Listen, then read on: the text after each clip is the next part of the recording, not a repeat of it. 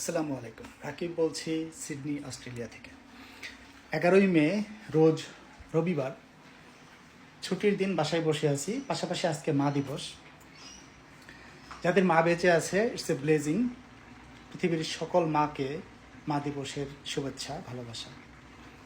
মা দিবস আসলে একটা দিন বিশেষ করে মাদেরকে স্মরণ করে তাদের জন্য এক্সট্রা কিছু একটা করা। কারণ মা বাবা বেঁচে থাকতে তো মা বাবার জন্য আসলে সময় হয় না, মা বাবারা চলে গেলে তখন ফিল হয়। এনিওয়ে, খুবই অগুছালো। দুপুরে 1টা বাজে গ্রোসারি করতে গিয়েছিলাম, এখন রান্না করছি। কি রান্না করছি সবটা আপনাদেরকে দেখাই। রান্নাবান্না শেষ করে গোসল করে খাওয়া দাওয়া হবে। রবিবার ছুটির দিন, কয়েকদিনের রান্না করে রাখছি, আগামী 1 সপ্তাহের রান্না। যেহেতু একা থাকি এখানে, ফ্যামিলি ছাড়া রান্নাবান্না করে রাখতে হয়, তারপরে গরম গরম করে খাওয়া হয়। এনিওয়ে, আমি আপনাদেরকে ব্যাক ক্যামেরা দিয়ে দেখ।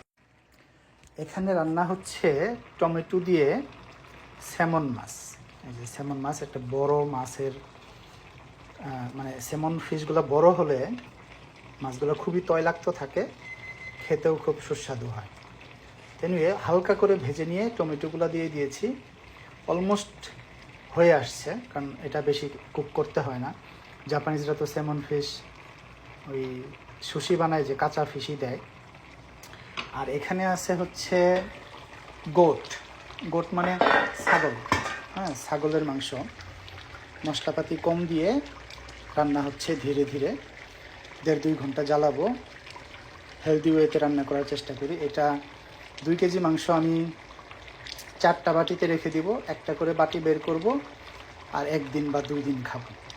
মাংসটা কম খেতে হয়, ডাক্তারের নির্দেশ।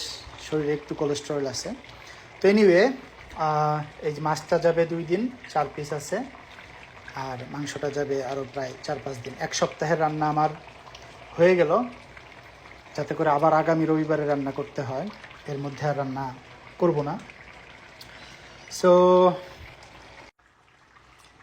যারা আমাকে ভালোবাসেন,